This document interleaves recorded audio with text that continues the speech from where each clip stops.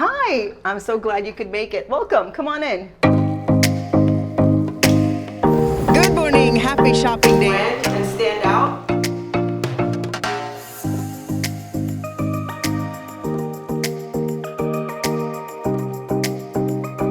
This is a big day for me. I celebrate today like I celebrate my birthday. Today makes 28 years I've been here in the United States. And for many of you, it may not sound like a big deal, but for me, it's huge because of the opportunities that I've been able to have in this country. It has really changed my life and changed the lives of my sisters, by the way. That's them. And of course, hey, let's show them this picture right here. Because, I can't do anything straight up, right? That was my family portrait a couple years ago. And if you know me, you know I can't do anything without my cup of coffee. This is my house. This is my wall of photos. Don't judge me. It's work in progress. Some of it is done. Some of it is not. That's my mom and that's my dad. These are my uncles and aunts, by the way, and cousins. This is actually in Iran at my parents' wedding. I was born in Iran. I was born in Tehran and I went to school in Iran until 5th grade. When I finished 5th grade, we left the country and I was only 12 years old. These are my parents. That's my mom and my dad. And that picture is from 1997 at University of Southern California, where I graduated just 6 or 7 years after I got to this country. But when I got here, I was 14 and I didn't speak any English. I learned to speak the English language by listening to slow love songs. I ended up in high school and then college, and then after college, I wanted to be a journalist. So my first thing was to be the best journalist I could be, and the second thing was be a broadcast journalist. That meant being on television, and of course, being in my 20s and sounding like a foreigner and having an accent, that was not something that people encouraged me to pursue. In fact, a lot of people looked at me like I was crazy, as if that was never going to happen. But I don't remember thinking that I couldn't make it. I didn't pay any attention to that because by that point I'd already done so much. By 14, I'd survived a war and the revolution in Iran, and I'd gone through Germany for 2 years and learned a whole other language and ended up in the United States and started over multiple times in my teens. So to me, that was just kind of, hey, if there's a way, if there's a will, there's a way, and there's always a way. Good morning, I'm Silva Harapetian. Thanks for waking up with us. Silva Harapetian. Please help me welcome Silva, everybody. Coming from a culture and society and a country to the United States where you see freedom, you see opportunity to do whatever you want and however you want to do it, I felt a deep responsibility to use that opportunity for something that meant something in a bigger space. You're wondering where I am. I am on Miami Beach, a little bit drier than I was earlier. I'll tell you what it was. I felt like I owed it to my parents.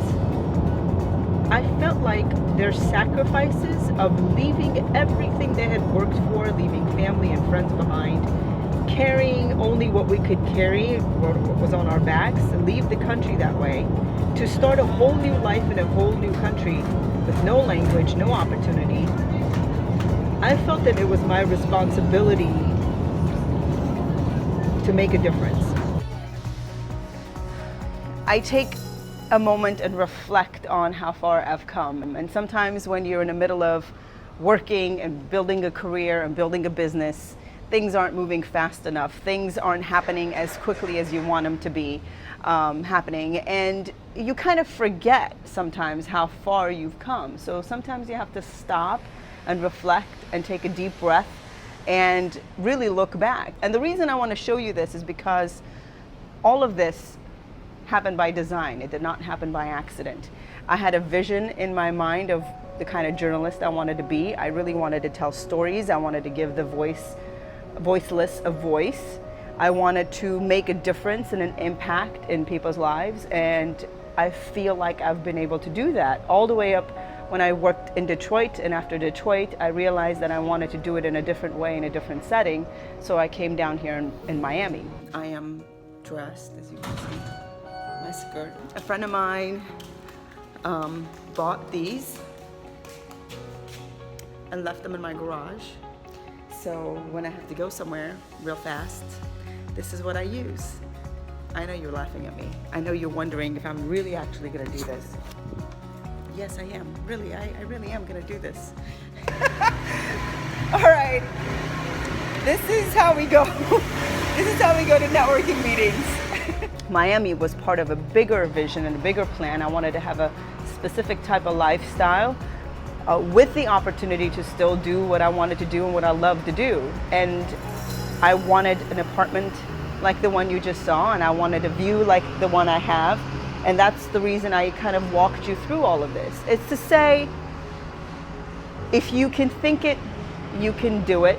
If you can visualize it, you can make it into a reality. I am a perfect example of how that's possible. It may take 28 years, but anything worth having takes time. My photographer is looking at me and winking at me because he knows how impatient I am sometimes, and we are sometimes impatient. But the reality is, if you just stay focused on your goal and you stay focused on the next step, the immediate step after what you're doing, not necessarily the long-term goal, but what do you need to do? What are the activities and the habits you need to have in order to get to the next point of your plan? It will happen. Sometimes slow and steady is the best way to do it. So on this day, I want to say a couple of things. Thank you for those of you who've always supported me and have loved me through this process.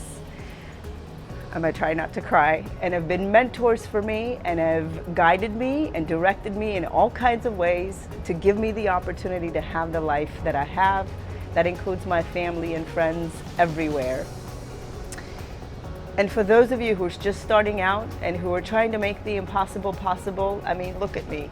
If I can do it, anybody can do it. Don't let anyone ever tell you that your vision is not worth fighting for or pursuing.